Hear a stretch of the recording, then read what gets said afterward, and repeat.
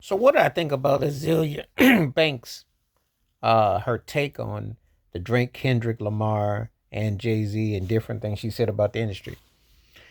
You can call her cray cray. You can say you can actually call her like a junior whopper jaguar, right? If you want to.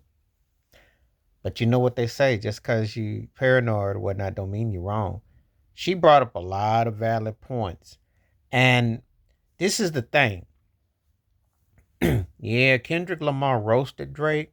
However, one thing she did allude to, which is fact, and I've stayed and I said the same thing. We've had this discussion with a few folks, which is the one thing Kendrick dissing Drake, but in a pro black setting is cap because that doesn't even work the lines. You aren't going to be looked upon for being pro militant or what have you, as that you dissed another brother to sell an agenda to white America. Because you on the stage trying to throw a sign and also diss Trump or something, but the whole thing was about Drake. That's not going to look good. That's not a good look.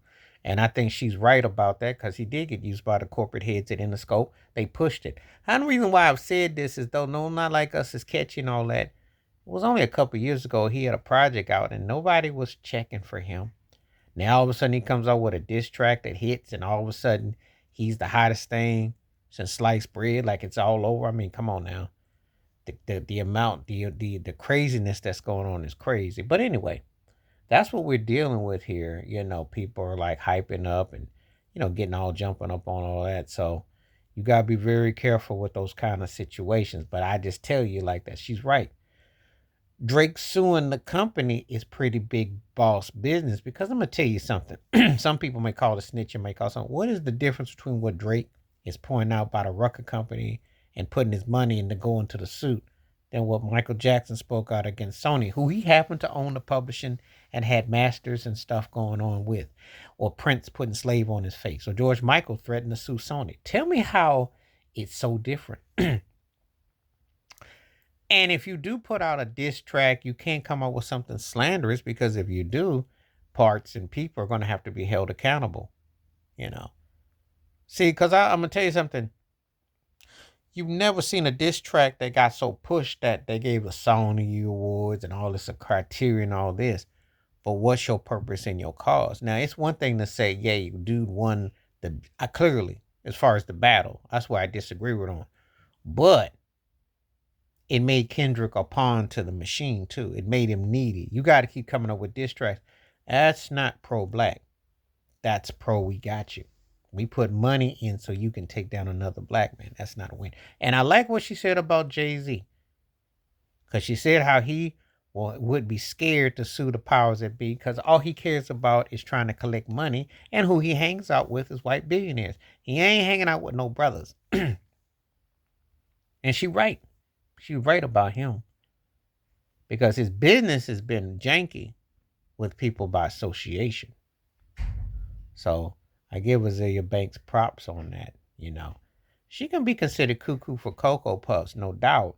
But when you making sense, how can you argue? You know, I don't have no dog in the race as far as Drake or Kendrick.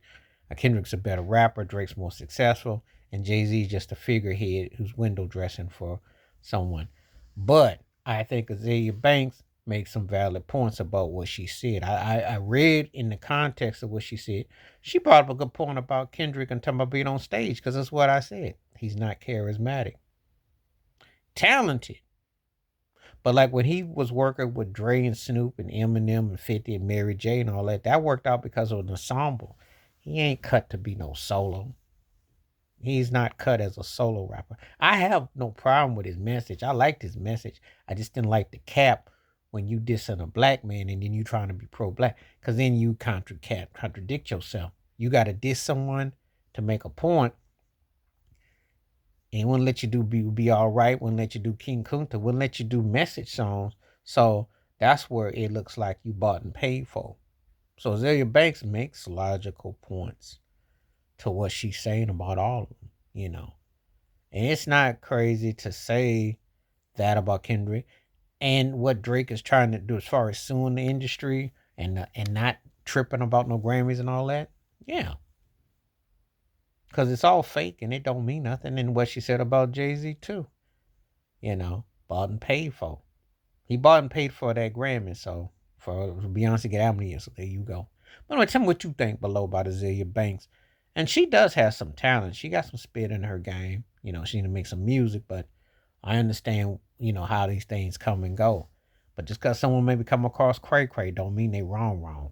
She made some valid points. And what she said, people might not want to hear, but there's a lot of truth to it. Please hit like, subscribe, welcome thoughts, comments, and I do respond. Thank you. Wash your hands. Keep your mind clear. Watch out for another. Share it if you like and hit that membership. Stay safe, stay blessed, stay woke, stay free. I'm out. Peace.